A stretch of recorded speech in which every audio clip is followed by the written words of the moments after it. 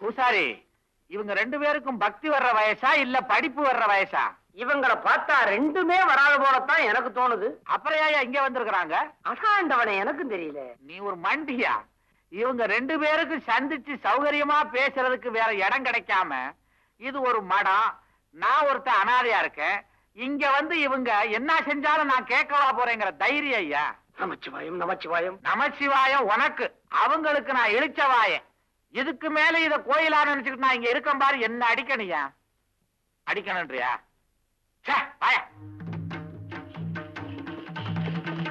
கோபால், நம்ம சந்திப்பு இப்படி திருட்டுத்தனமா கோயில் பார்க் இதோடய போயிடுமா?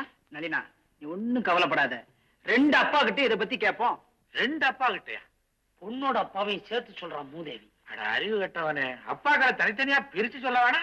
கோபால், நம்ம காதல பிரிச்சிட மாட்டாங்களே? நளினா, நீ ஒண்ணும் கவலைப்படாத. நம்மள படைச்ச ஆண்டவனே வந்தாலும் நம்மள பிரிக்கவே முடியாது. பாப்பலாம்.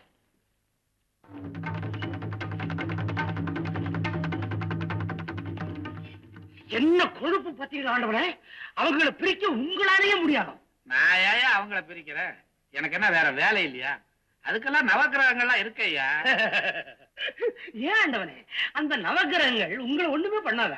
பண்ணாமையா தெருவுக்கு வந்திருக்க? இருந்தாலும் ஆண்டவனே, கோயிலுக்குள்ள வந்து தப்பு பண்ற இவங்களை சும்மா விடக்கூடாது. என்ன பண்ணணும்னு சொல்ற?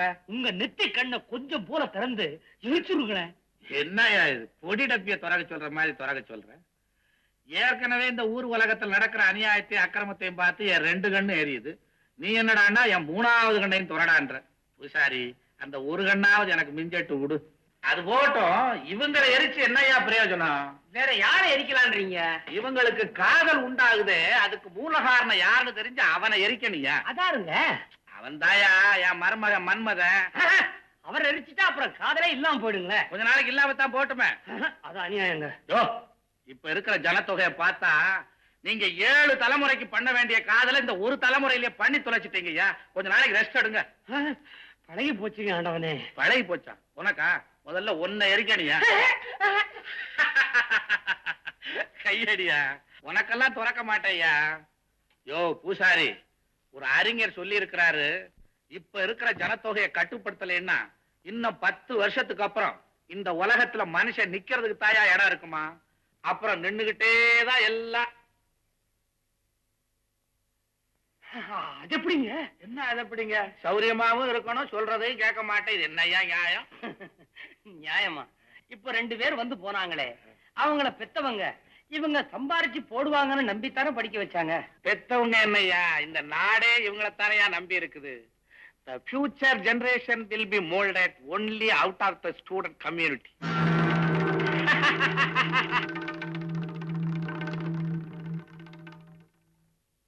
என்னடா சிவன் இங்கிலீஷ் பேசுறாருன்னு பாக்குறியா? நீதானையா சொன்ன நான் தூண்ல இருக்கேன் துரும்புல இருக்கேன்னு. அப்ப இங்கிலீஷ்ல மாத்திரம் நான் இல்லையா? ஏன் ஆண்டவனே, இப்ப இங்கிலீஷ்ல சொன்னீங்களே, அதுக்கு என்னங்க அர்த்தம்? மாணவ சமுதாயத்துல இருந்துதான் ஒழுங்கான வருங்கால சந்ததியே உருவாகுதுன்னு மகாத்மா காந்தி எவ்வளவு நம்பிக்கையோட சொல்லியிருக்காரு பாத்தியா பூசாரி? மாணவ சமுதாயத்தை நம்பியா இவ்வளவு பெரிய வார்த்தையை சொல்லியிருக்காரு?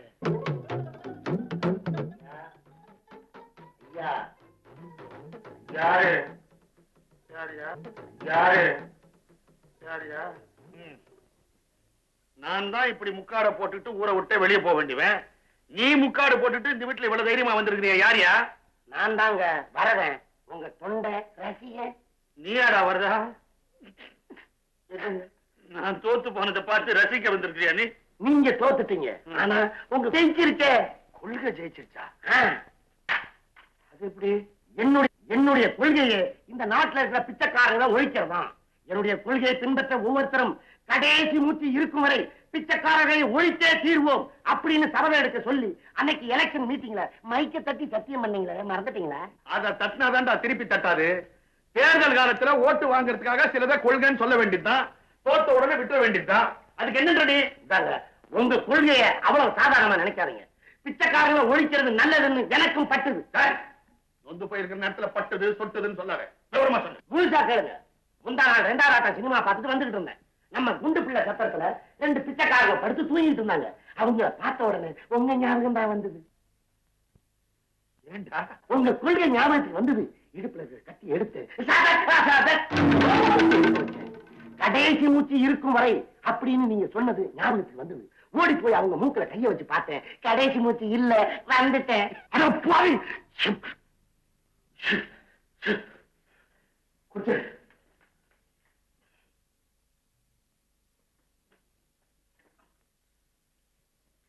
வீரையா,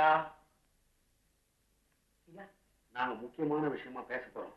நீங்க வரவே கூடாது. சரி. போடா! நீ அந்த கொலையை பண்ண? ஆமாங்க. இப்படி தினம் ரெண்டு ரெண்டு பிச்சைக்காரனா ஒழிச்சுக்கிட்டு இருந்தா கூடிய சீக்கிரத்துல நம்ம நாட்டுல இருக்கிற பிச்சைக்காரங்களை எல்லாம் ஒழிச்சிட மாட்டோமா அப்படிங்கிற ஒரு நம்பிக்கை, ஒரு தேச பற்று. என்னங்க பேப்பரை பார்த்தா சத்திரத்தில் வெட்ட கொலை, மர்ம ஆசாமியை போலீஸ் தேடுகிறது அப்படின்னு போட்டுருக்குங்க. நாய் வேற தேடுவேன். நான் தலைமுறைவா தெரிஞ்சுக்கிட்டு இருக்கேங்க. ஏங்க போலீஸ்காரங்க வந்து கேட்டா என்னங்க சொல்ல? நீங்க தான் பிச்சைக்காரங்களை ஒழிக்க சொன்னீங்க, நான் ஒழிச்சேன்னு சொல்லட்டுங்களா?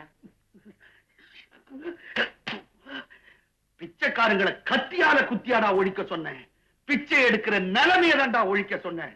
ரெண்டு பேரை தீர்த்து கட்டிட்டு சர்வசாதாரணமா வந்து நிக்கிறியாடா சண்டாடா. இப்படி மாறி மாறி பேசுறேன். குடிக்காரமா முந்தி என்ன சொன்னேன்? குடிச்ச என்ன ஒழிக்கணும்னு சொன்னேன். ஒரு குடிச்ச காலம் செய்ய வச்சு கொடுக்குறியா? இப்ப பிச்சைக்காரங்களை ஒழிக்கணும்னு சொன்னேன். இப்பதான் ஆரம்பிச்சிருக்கேன்.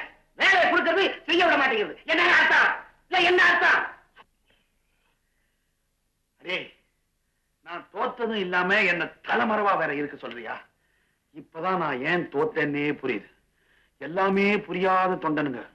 அடே, இந்த கொலை விஷயமா யாருகிட்டயாவது என் பேரை சம்பந்தப்படுத்தி பேசிட்டியா? இதுவரைக்கும் யாரும் கேட்கலங்க. இனிமே யாராவது கேட்டா என்னங்க சொல்ல? அப்படியே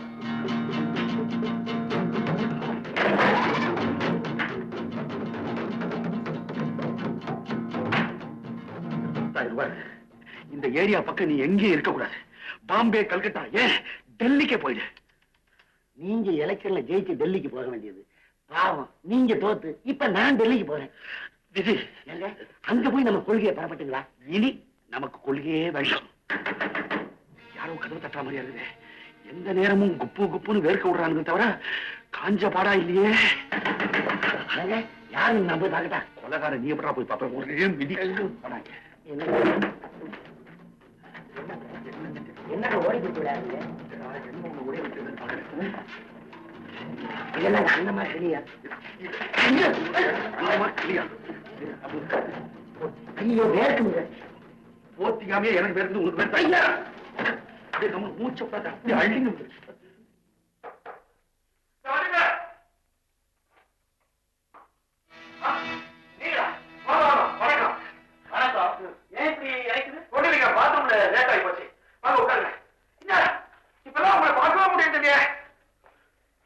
கொஞ்சம் வேலை அதிகம், அதனால வர முடியுது. அநியாயம் பாருங்க, சத்திரத்துல தூங்கிட்டு இருந்த பிச்சைக்காரங்களை யாரோ கொண்டுட்டாங்க.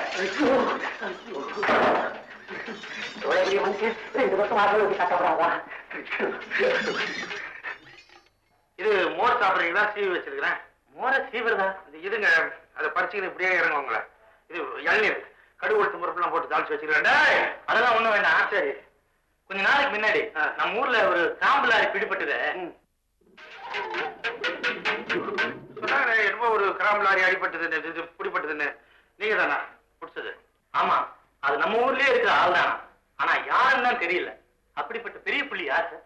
என்னங்க இவ்வளவு உண்டு கிராம்பும் அவ்வளவு உண்டு ஏலக்காவையும் வியாபாரம் பண்றோம் ஒரு பெரிய புள்ளியா இருக்க முடியுங்களா? ஐயோ, என்ன சொல்லிட்டீங்க? 5 லட்சம் ரூபாய் கிராம்பு சார் அது. அப்பா அப்போ அவன் பெரிய புள்ளி தாங்க. யார் சார்? யாரு?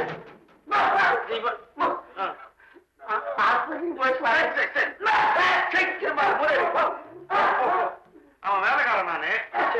என் வேலைக்காரன் ஒரு வாரமா மூளை ஜோரங்க தொத்துன்றாங்க. அப்போ நான் வரட்டுங்களா? நல்லதுங்க. அப்படிப்பட்ட பெரிய புள்ளி யாருன்னு நீங்களும் கொஞ்சம் முயற்சி செய்து பாருங்க. ஏதாவது தகவல் கிடைச்சா ஸ்டேஷனுக்கு போன் பண்ணுங்க. நானே உங்களுக்கு போன் பண்ணேன். ஆமா, வரட்டுங்களா? நல்லது. ஆண்டவரே, நீங்க வந்ததுல இருந்து எதுக்கும் விளக்கங்கள் சொன்னீங்க, அறிவுரைகள் சொன்னீங்க. அற்புதமா இருந்தது. ஆனா என் விஷயத்தை மறந்துட்டீங்களே. பூசாரி, ஐ ஆம் வெரி சாரி. நான் பூலோகத்துக்கு எதுக்காக வந்தனோ அதையே மறந்துட்டேயா. உன் பொண்ணோட கல்யாண விஷயம் தானே? ஆமா ஆண்டவனே.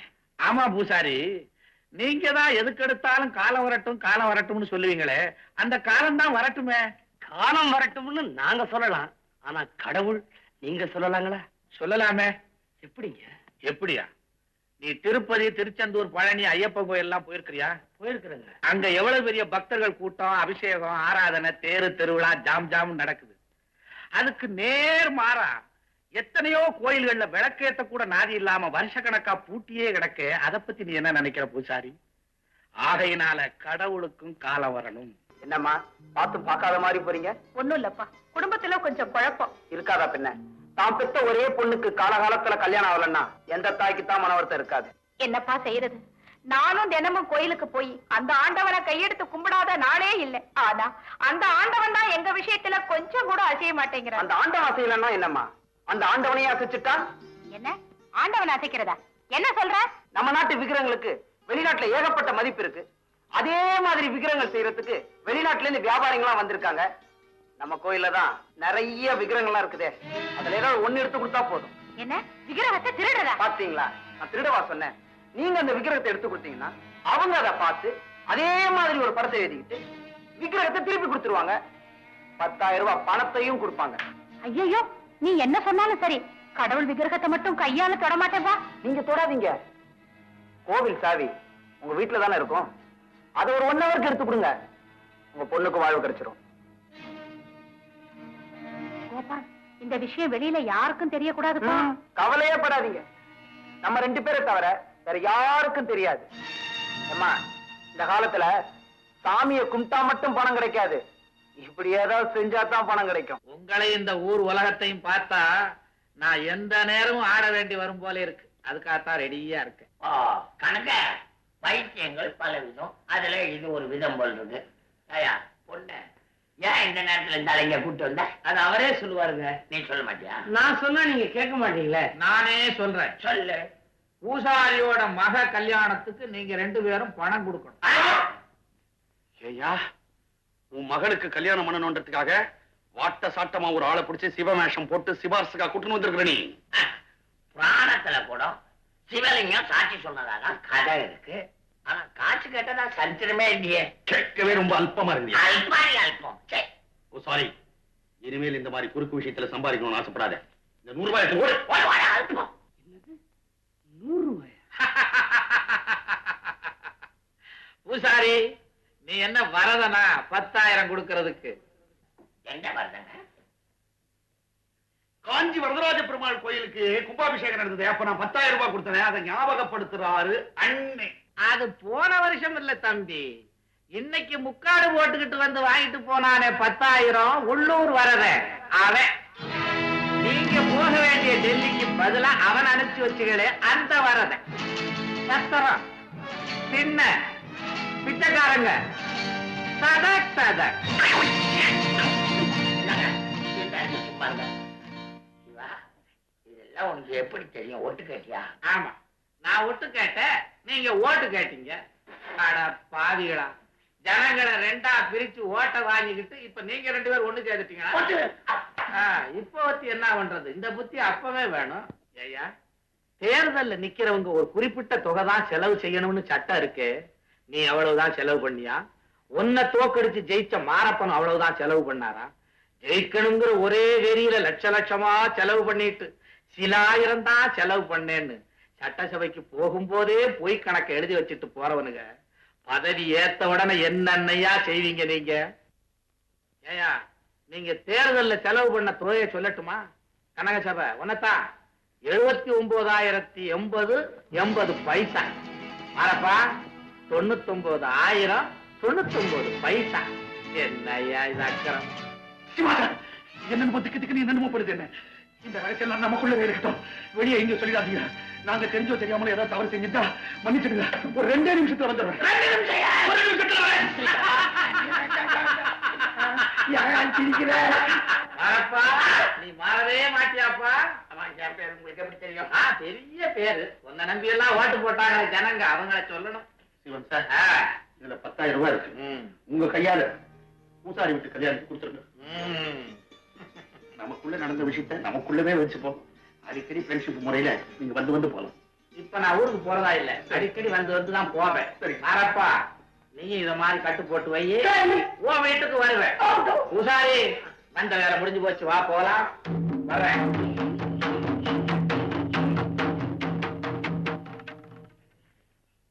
பத்தாயிரத்து வாங்கி இப்படி 10 நிமிஷம் நடக்கிறானுங்களேப்பா. ஏன் பண்ணுங்க, ஒரு வேலை மந்திரமாயம் தெரிஞ்சவனா இருப்பானா? நீ ஜெயிச்சியே தவிர அறிவே கிடையாது உனக்கு. நம்ம தேர்தல்ல செலவு பண்ண பண்டத்தெல்லாம் புள்ளி விவரத்தோட அந்த ஆள் சொல்றாரு. அவர் யாருன்னு நினைக்கிற நீ? யாரு? சென்ட்ரல் சிபிஐ வழக்குதான் வந்திருக்காரு. வரதன் டெல்லிக்கு போயிருக்க மாட்டான். எப்படி நான் பிடிச்சறேன், அதுக்கப்புறம் நான் பிடிக்கிறேன். பவான், அந்த பரதனை வச்சுதான் இந்த சிவனை காலை கொடு.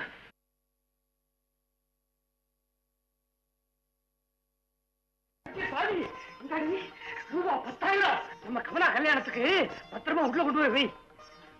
என்னடி திகைச்சு போய் நிக்கிற? கனக தம்பி வீட்டுக்கு சிவனே என்ன கூட கூட்டி போய் பணத்தை வாங்கி கொடுத்திருக்காரு. கொண்டு போய் பத்திரமா உள்ள வை. போ போ போ.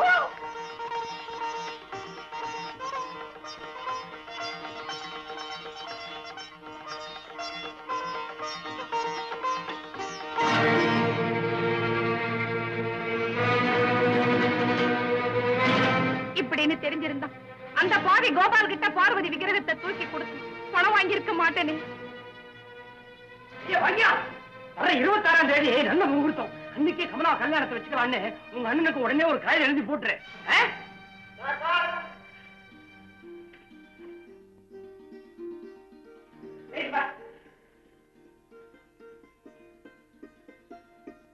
வச்சாவுக்கும் பாக்கியத்திற்கும் கந்தசாமி எழுதி கொண்டது. வர முகூர்த்தத்திலேயே கமலாவுக்கும் சுந்தரலிங்கத்துக்கும் கல்யாணம் செய்து விடலாம்னு ரொம்ப ஆசையா இருந்தேன். ஆனா துபாய்க்கு அவனை 5 நாளைக்கு முன்னாடியே வர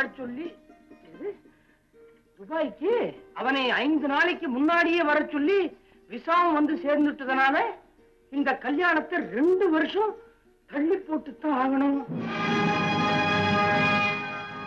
இப்படிக்கு கந்தசாமி எனக்கு 2 ரவி, தெய்வம் நம்மளை கைவிடல.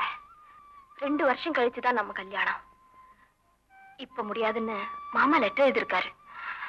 அம்மாவும் அப்பாவும் இடிஞ்சு போய் உட்கார்ந்துட்டாங்க. நீங்க தைரியமா இருங்க. 2 வருஷத்துக்குள்ள அவங்க மனசு மாத்துறதுக்கு நாம எப்படி முயற்சி பண்ணுவோம்? ஆண்டவா, உன் சன்னிதானத்துலதான் கமலாவை நான் முதல்ல சந்திச்சேன். அதே சன்னிதானத்துல நானும் இவ்வளவு மாற மாத்திக்க நீதாப்பா அருள் புரியணும்.